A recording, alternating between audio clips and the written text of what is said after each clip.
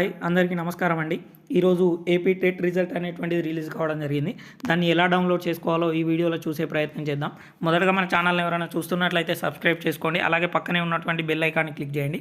First chrome open చేయండి. Chrome open చేసినాక సెర్చ్లో AP TET అని టైప్ చేయండి. ఏపీ టెట్ అని టైప్ చేసిన తర్వాత ఈ విధంగా వస్తుంది.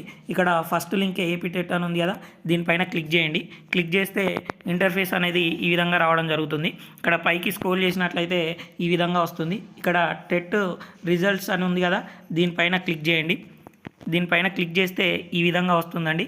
ఈ విధంగా వచ్చిన తర్వాత ఇక్కడ ఎంటర్ యువర్ యూజర్ నేమ్ మరియు పాస్వర్డ్, ఇక్కడ క్యాప్చా అనేటువంటిది ఇవ్వడం జరిగింది.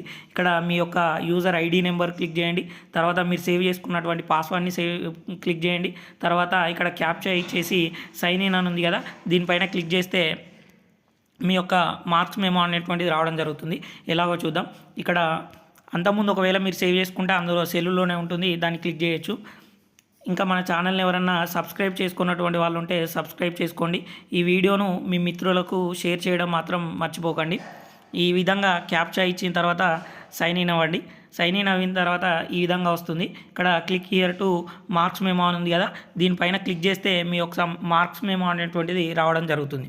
ఒకవేళ ఇన్ కేస్ మీరు పాస్వర్డ్ మర్చిపోయినా లేకుంటే మీ యొక్క ఐడి నెంబరు మర్చిపోయినా ఎలా డౌన్లోడ్ చేసుకోవాలనేటటువంటి దాన్ని కూడా చూద్దాము. ఇక్కడ మళ్ళీ ఇక్కడ టెట్ రిజల్ట్ అని ఉంది కదా, దీనిపైన క్లిక్ చేయండి.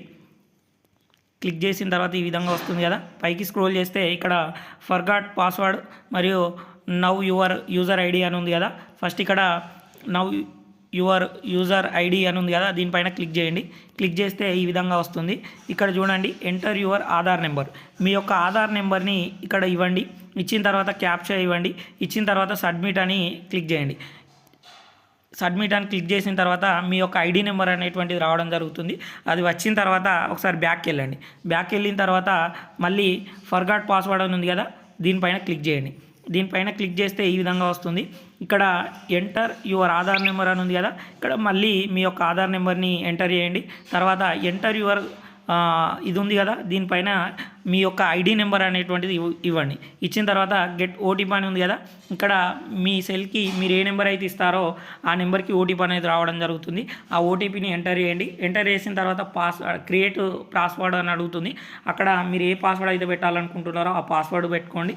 తర్వాత రీఎంటర్ పాస్వర్డ్ ఉంటుంది, రీఎంటర్ పాస్వర్డ్ చేయండి. తర్వాత క్లిక్ ఒత్తండి. క్లిక్ ఒత్తిన తర్వాత మీకు అది సేవ్ అయిపోతుంది. మళ్ళీ బ్యాక్ వచ్చేయండి. బ్యాక్ వచ్చిన తర్వాత మళ్ళీ ఎంటర్ యువర్ యూజర్ నేమ్ అని ఉంది కదా, ఇంతకుముందు వచ్చినటువంటి యూజర్ నేమ్ ఐడి నేము ఐడి నెంబరు అలాగే పాస్వర్డ్ అనేటువంటిది క్లిక్ చేయండి. చేసిన తర్వాత క్యాప్చా ఇవ్వండి. ఇచ్చిన తర్వాత సైన్ ఇన్ అవ్వండి. మీ యొక్క మెమో అనేటువంటిది డౌన్లోడ్ అయిపోతుంది. ఈ వీడియో కనుక నచ్చినట్లయితే లైక్ చేసి మీ మిత్రులకు షేర్ చేయడం మాత్రం మర్చిపోకండి. Thank you everyone.